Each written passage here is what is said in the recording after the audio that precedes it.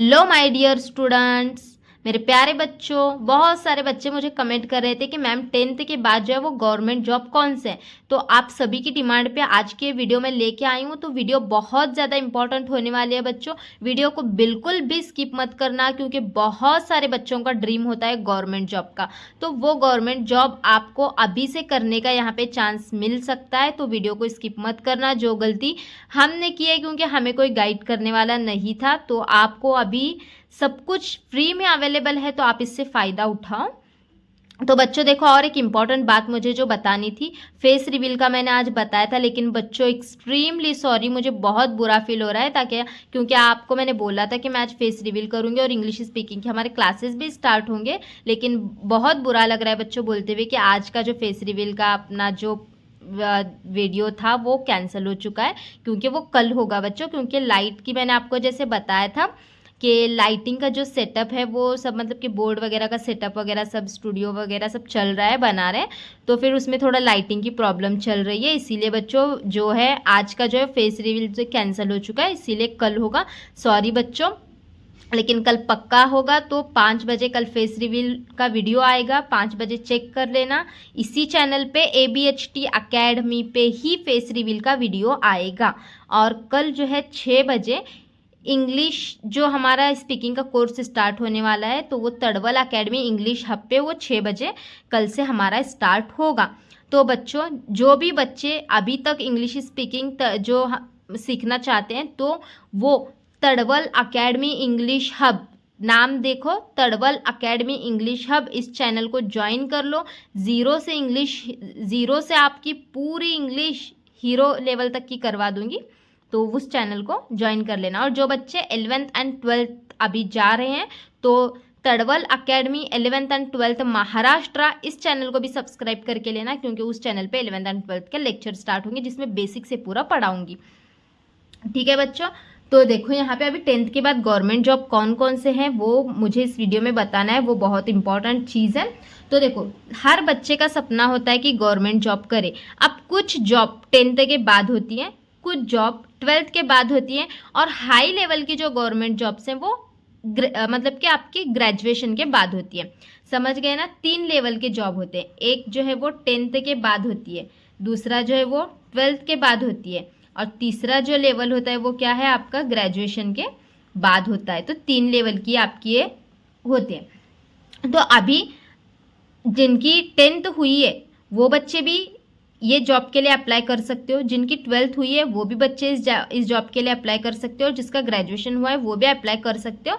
लेकिन मेनली अभी जिनकी 10th हुई है, तो उनके लिए बता रही हूँ कि देखो क्या करना है आपको। 10th के बाद गवर्नमेंट जॉब कौन कौन सी है, मैं इस वीडियो में आपको यहाँ पे बता रही हूँ, तो ध्यान से सुनना। देखो, अभी आपको किसी का सपना IAS IPS ऑफिसर वगैरह बनना है, तो उस पर एक वीडियो मैं अलग से बना देती हूँ, वो सारे पोस्ट ग्रेजुएशन के बाद के हैं। लेकिन 10th के बाद अभी जो पोस्ट हैं गवर्नमेंट जॉब के बता रही हूँ बच्चों में। तो गवर्नमेंट जॉब की देखो, सबसे पहली पोस्ट यहाँ पे हमारे 5 पोस्ट के बारे में मैं बताऊँगी गवर्नमेंट। तो पहली पोस्ट जो है बच्चों मैं यहाँ पे बता रही हूँ, तो वो ग्रामीण डाक सेवक की है। कौन सी? ग्रामीण डाक सेवक, जिसको आपने सुना भी होगा GDS बोलते हैं। तो ये GDS ये फर्स्ट पोस्ट है।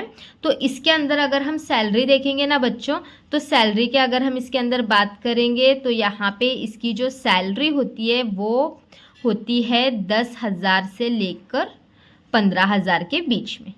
समझ गए ना बच्चों? कितने तक? 10,000 से लेकर 15,000 के बीच में। तो ये हमारी इसकी सैलरी 10 से 15,000 के बीच में होती है। अब आप बोलोगे इसमें काम क्या करना होता है, तो इसमें काम क्या होता है कि आपको जो है जो लेटर्स वगैरह होते हैं, मतलब कि एक एरिया से दूसरे एरिया में जो लेटर्स वगैरह पहुंचाने होते हैं वो पहुंचाना होता है। बॉयज़ को मेनली पहुंचाने के लिए बोला जाता है, और जो गर्ल्स होते हैं उनको कुछ ऑफिस में ही वर्क दिया जाता है, या कभी कभार गर्ल्स को भी ये वर्क करना पड़ता है। क्योंकि देखो, अभी 10th के बाद आप कर रहे हो, तो आपको थोड़ा छोटी पोस्ट की जॉब मिलेगी, लेकिन आप वो जॉब को करते करते अपनी पढ़ाई मतलब अपनी पढ़ाई चालू रखो, और पढ़ाई अपनी कंटिन्यू करके फिर आप ये जॉब करते करते और भी हाई लेवल के पोस्ट वाले एग्जाम्स आप दे सकते हो। लेकिन 10th के बाद अगर आप इसको ट्राई करोगे ये एग्ज़ाम्स देने का, तो एक ना एक दिन आपका सपना ज़रूर पूरा होने वाला है, क्योंकि गवर्नमेंट जॉब अभी के ज़माने में जिसको लगी वो तो राजा, समझो ऐसा है। क्योंकि गवर्नमेंट जॉब अभी के ज़माने में लगना बहुत मतलब बहुत मुश्किल होता चला जा रहा है। इसीलिए अगर आप अभी से इस फील्ड में रहोगे ना तो आपको जल्दी लग जाएगी। ये फर्स्ट वाली हो गई। अब सेकेंड वाली जो है और एक बताती हूँ मैं, रेलवे डिपार्टमेंट में। ठीक है, रेलवे डिपार्टमेंट में, रेलवे में जो है ना बच्चों ग्रुप डी की पोस्ट होती है। ग्रुप डी वाली एक पोस्ट होती है रेलवे डिपार्टमेंट में। तो इसके अंदर ट्रैक वगैरह जो होता है ना, हेल्पर करके भी इसके अंदर आप पोस्ट देखेंगे तो इसके अंदर देखो हेल्पर की एक पोस्ट होती है। कुछ भी वहाँ पे मतलब कि रेलवे डिपार्टमेंट जो होता है वहाँ पे हेल्पर करके ऐसे एक पोस्ट होती है। फिर और एक पोस्ट इसके अंदर ट्रैक मेंटेनर की होती है, ट्रैक मेंटेनर की। तो ये 2 पोस्ट इसके अंदर होते हैं। तो इसकी सैलरी अगर हम देखेंगे तो इसकी सैलरी थोड़ा 18,000 से 18,000 तक होती है। तो लेकिन इसके लिए आपको क्या करना होता है, देखो आपकी 10th हो गई, आप डायरेक्टली इसके लिए अप्लाई कर सकते हो ग्रामीण डाक सेवक के लिए। आपका रिजल्ट देखेंगे और आपको रिजल्ट में ज़्यादा परसेंटेज होंगे तो ये आपको यहाँ पे ये पोस्ट मिल जाएगी। ठीक है, लेकिन इसके अंदर रेलवे डिपार्टमेंट के अंदर क्या है, आपका 10th का रिजल्ट नहीं देखा जाता। मतलब रिजल्ट देखा जाता है सिर्फ आप 10th के एग्जाम में पास हुए होंगे तो भी चलता है। 10th में आप पास हैं और यहाँ पे आपको एक एग्ज़ाम देनी पड़ती है। यहाँ पे एक एग्जाम होती है, वो एग्जाम आपको देना पड़ता है। इस एग्जाम में आप पास हो गए तो आपको यहाँ पे सिलेक्शन मिलता है। ठीक है, तो वो डी के तो तब आप भर लेना। फिर उसके बाद वगैरह होते हैं उनसे टच में रहो, क्योंकि उनसे आप पूछते रहो तो वो आपको इसकी इंफॉर्मेशन दे देंगे। तो तीसरी जो पोस्ट है वो आर्मी की है। सैलरी है ना वो 25,000 तक होती है। तो सैलरी इसकी अगर है बच्चों, तो इसके अंदर आपको क्या करना होता है, इसमें आपको यहाँ पे फिजिकल टेस्ट ली जाती है। आपको है ना हाइट वगैरह उतनी होनी चाहिए और उसके साथ प्लस एक मेडिकल किया जाता है और प्लस एक एग्जाम भी ली जाती है। ये आर्मी के अंदर आप जा सकते हो 10th के बाद। नेक्स्ट, तो यहाँ पे पुलिस कांस्टेबल,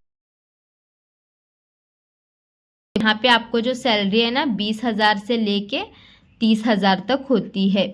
फिर इस यहाँ पे पोस्ट भी आगे आगे आपकी बढ़ती जाएगी और आप मतलब आपकी पढ़ाई एग्जाम दे के आप जो है अच्छे बड़ी से बड़ी एक फिजिकल टेस्ट लेते हैं आपकी, मतलब फिर उसके बाद जो है यहाँ पे एग्जाम आपके पास से लिखा के ली जाती है। इंटरनेट पे सब इसका सिलेबस वगैरह होता है, इंपॉर्टेंट बुक टाइप एग्जाम होती है। ये सारे जो मतलब आप एग्जाम देने वाले हो एमसीक्यूज होते हैं उसमें। आप